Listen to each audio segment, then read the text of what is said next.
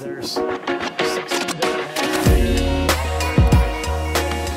Here we are in the digital Polaris room, and we have Mike Beckman. I'm the innovations guy here at M&R. And then you already know who we are. Christina. So. And Dylan. Yeah.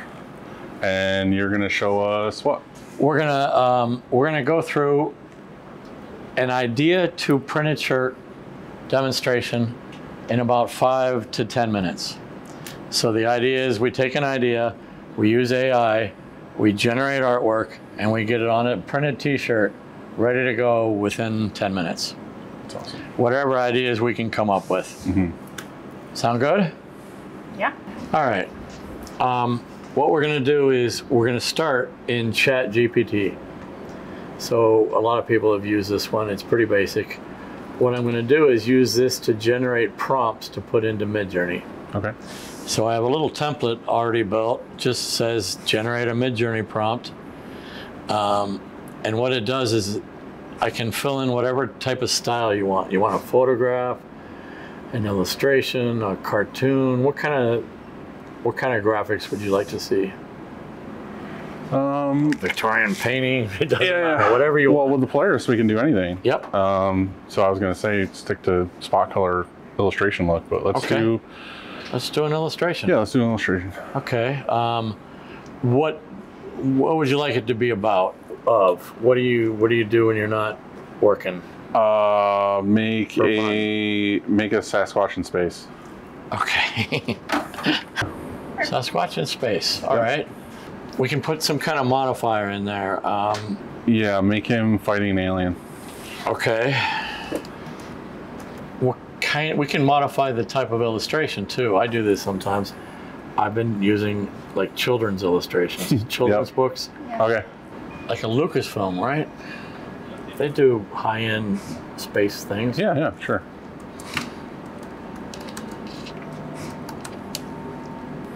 That might be a little more wide open, so let's try that. Fantasy. That's why.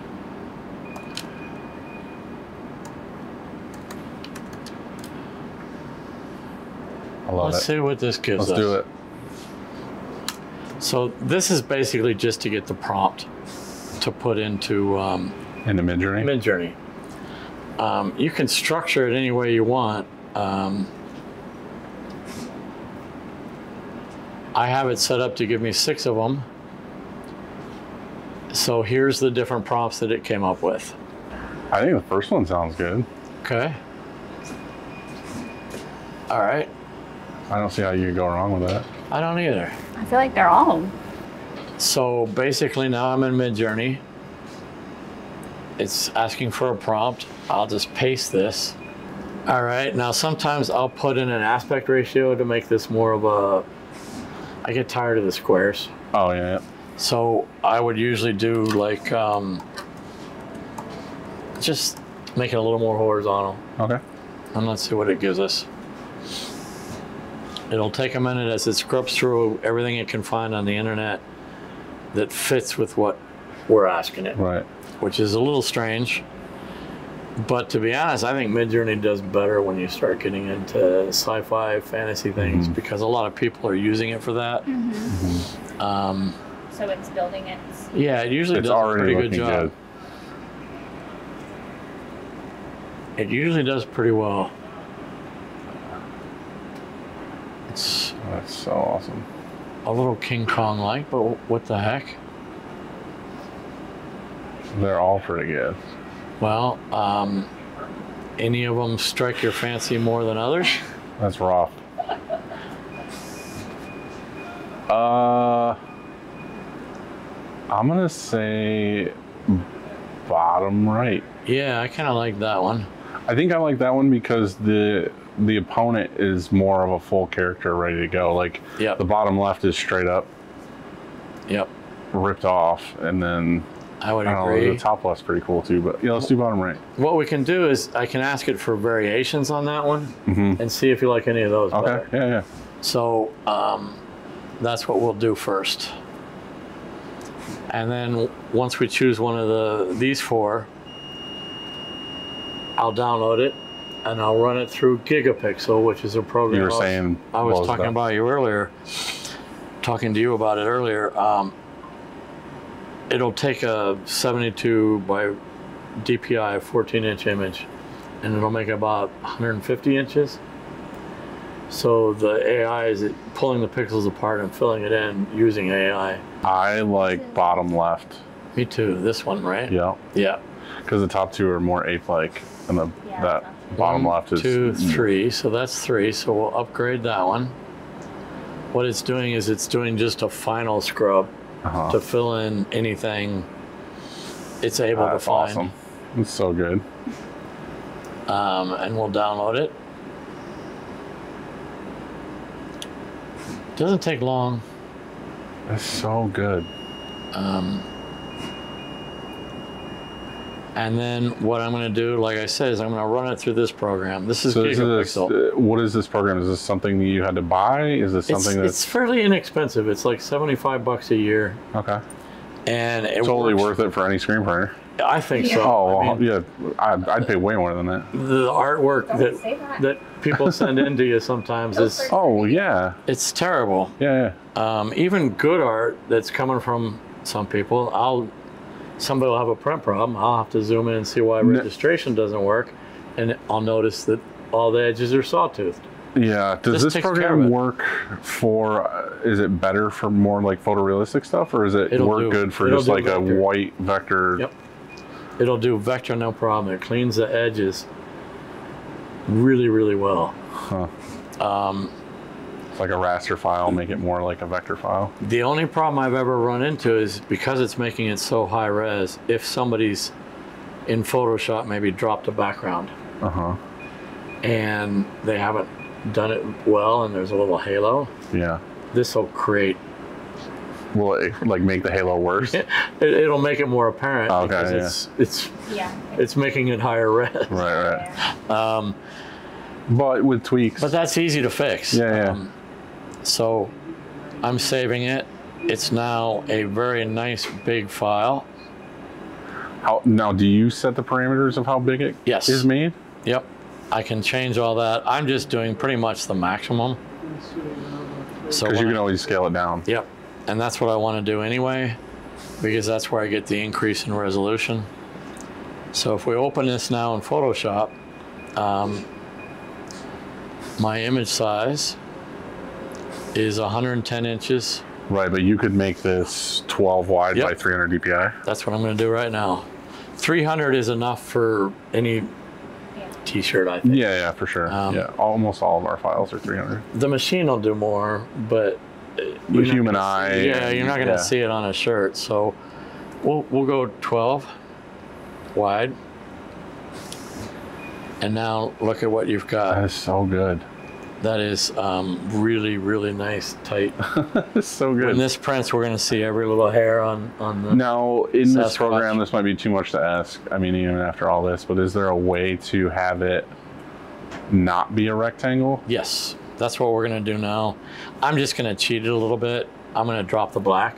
Okay. And we'll print it on a black shirt. Right. But I mean, as far as like the blue space background, is there a way in Midjourney to ask it to soften the edges? Or is that something in Photoshop you should just have maybe more of like a template that kind of distresses edges or crops things out funny? I've done all of that.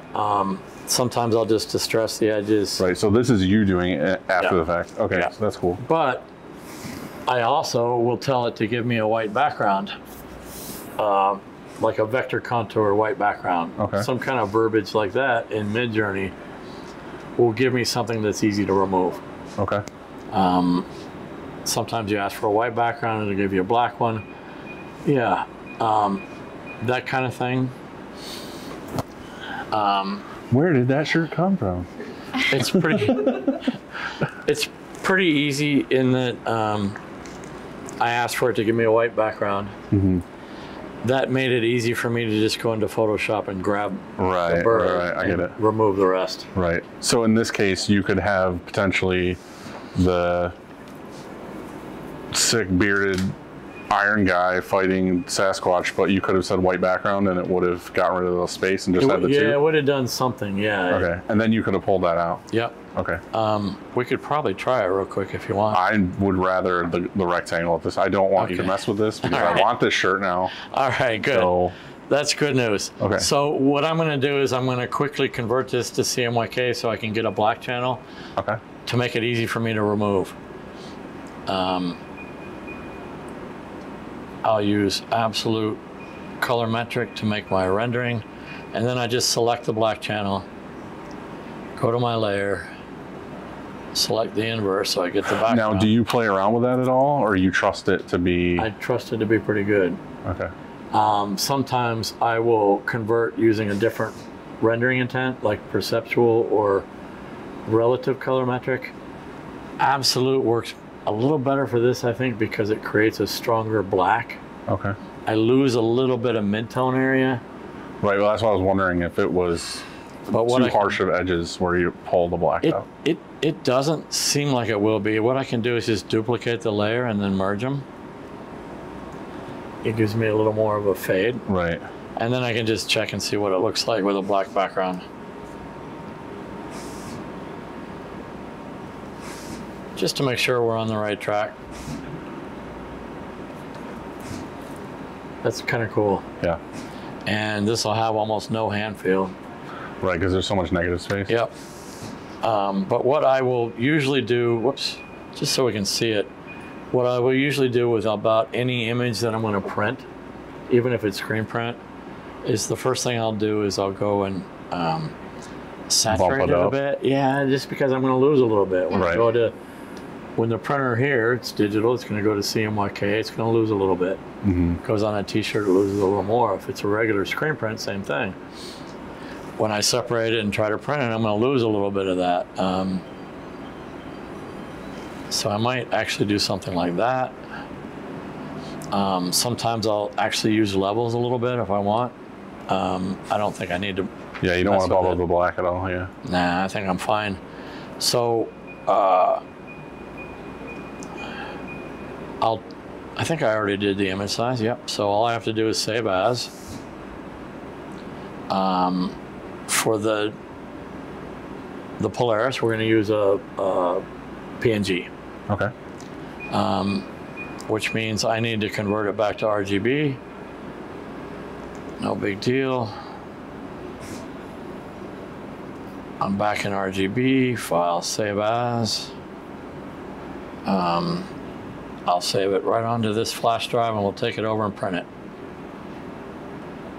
Okay. All right, so you went from computer to a flash Polaris. drive and I plugged it in. It's easier than going through my network, but I could have gone through a network and done that. The file's right here. What I'm going to do is I'm just going to load it. Load the file, load the shirt. Yep, load the file and then load the shirt. So I have a bunch of different ways I can print depending on what fabric I'm doing. This is just a standard black, so I use, we call it a recipe. Right. It's basically the color profile information.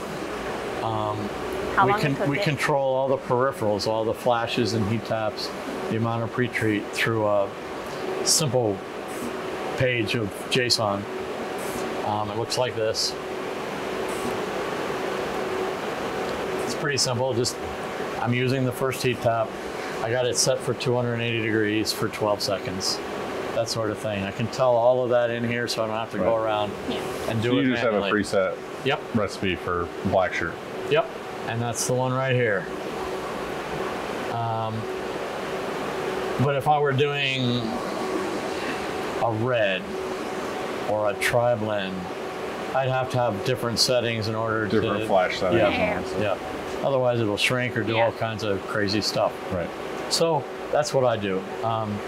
So we're just going to run this on regular black shirt, cotton.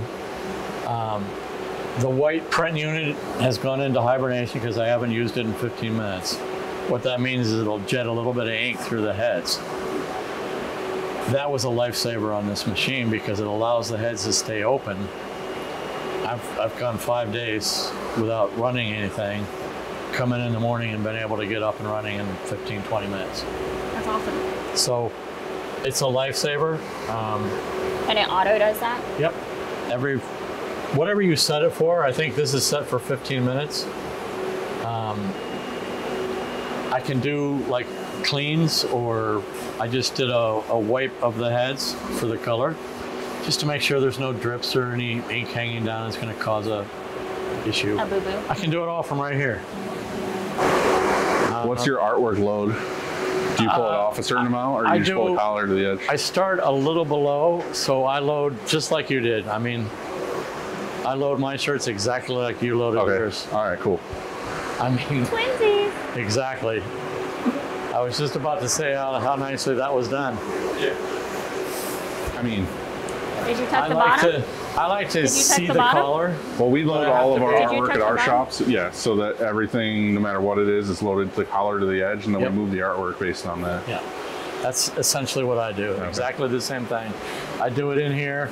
I tell it to give me a 1-inch drop from its normal starting point. Right. So I'm a little Which lower. is what, like a 1/2 inch? Yeah. 3/4? Yeah, something like that. Yeah. So I have it set for 2. Right. So if it's starting there, I end up starting print about Yeah, here. same. Exactly what I want. Yeah. Especially on this machine, because you don't want a head strike. Right. So I like to make sure that's off. That's out of the way. But I gotta have it there, or I can't load for Right. squat. Yep. Yeah. I mean, I'm just not good enough. Cool. I generally like to see it load before I start it, but you don't. Obviously, you don't have to. What is the second monitor for? Fun. So you can watch Netflix? Solitaire. Some people will use it if they're using a barcode, so they can see the cycle of the barcode coming off the network. Okay. Could you put like your order up on there? So you can see what you're printing? Well, it could be the sequence. But I mean, you saw my work. I can't concentrate on 3 screens. Right. So it's like I'm pretty well limiting myself to 2, and I'm happy with that. Oh, here. Breathing in. It's a salt base of some kind. Now, is that getting the whole surface area of the pallet? No, I have it set so that I'm just short of the edges of the pallet. Okay. I don't want to go over, because then it can leave a mark. But it's still your printability area is the pallet, basically. Yep. I could change that and run it right over and go right to the edge if I want. Right, but you don't want the overspray. Yep. I also, like when you heat tap and heat something, especially on sensitive fabric, if I'm going over the edge with a pre-treat, it'll show that mark. Yep. Same like screen printing. Yeah. You use a smaller squeegee. Yep. It's the same principle. And generally this is reasonably dry. Right. I don't have to get it completely dry. Well, you're also either. You're also not running at production speeds right now. We're doing a test, so. Yeah. Well, I should be getting a 230 shirts an hour. That's about all I'm going to get out of the machine.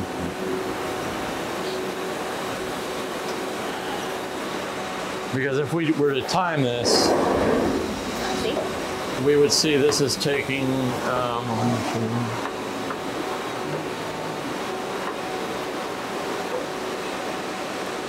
8 seconds.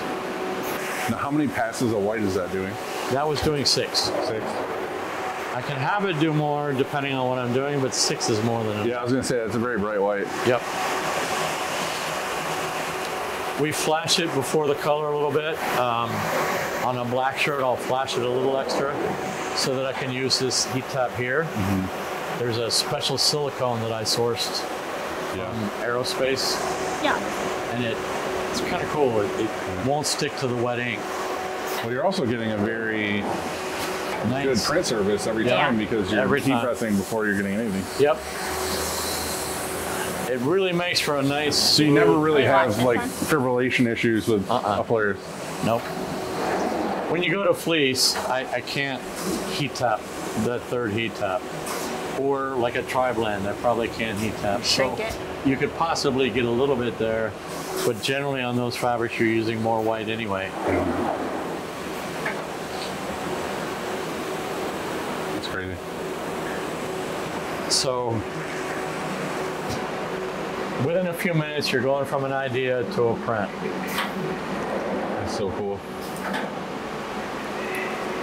The hand is negligible once this cures. I can stack these, probably about 50 shirts. If you rub on them, you're gonna get ink, but you can touch a little bit, but you can stack about 50 and you'll be okay. Would you want to do that, or would the general consensus be to go from this to what's the next application? Generally, my dryer belt would be right there. Okay. That would be ideal. Or generally, right the dryer here. belt's right here. Yeah. 3 feet.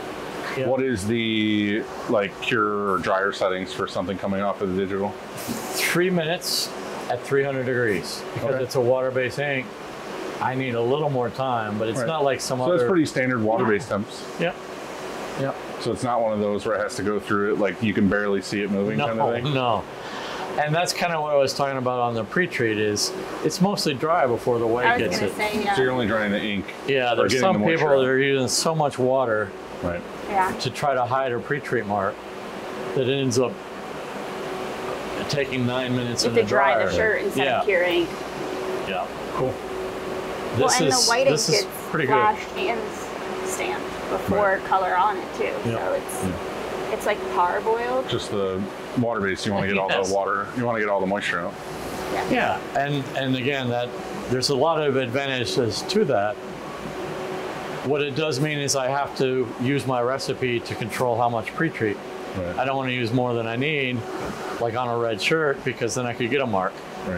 But I can dial it with a recipe to the point where I don't. Can you turn that off if you want, if you had pre-treated shirts? Yep. We have some district shirts that they actually print pretty well. Yeah. Are you finding benefits to a pre-treated shirt? I mean, other than having the pre-treat or print-wise there? The only place where I see a benefit is when you're printing a whole lot of tri-blends. If you have a pre-treated shirt, you don't have to even think about the pre-treat mark. Right. Other than that, I don't see any advantage. Okay. I didn't know if one printed better. Do the recipes come with it, or are those things that you... I built those over a period of time. They will come with the machine. I teach people, and that's why I'm a little frazzled today as I've been training somebody. I teach them to make their own. Like if they get a different fabric. Yeah, that's what I was wondering, if it's something they can... Yeah, you're giving them a good starting point. Yep. And then they're tweaking based on their own needs, what they like, you know, do we want to run a little faster? Well, I mean, even every shop is going to be, humidity is different. Yep. But it's easily adjustable. Like I'm in Florida, we have high humidity, but it's hot as Yep. So like things will dry just from heat. It doesn't matter how humid it is. Yep. Digital machines will have a little bit of trouble down there. That's why generally you want some sort of climate control for a machine like this. It doesn't have to be like, you know, comfortable, but you need to have something. It has to be machine comfortable. Yeah. With digital and something like this, does pallet temp play much of a factor? Not really. Not really. You're running, again, the fastest I'm going to get a shirt off of here is like every 12 seconds. Yeah. It's not going to be a factor. And you saw on the JSON I showed you, the hottest flash I have is 300 degrees. Right. And it's only on there for 8 seconds. Yeah. So it's really not too big an issue. That's awesome. Yeah. Well, thanks, man. That was really cool. No problem. Nice to meet you guys. You too. Nice to meet you. Good to see you again. Yes, hopefully you had some fun. So you're just sitting in here making cool shirts all day long? No, he works hard.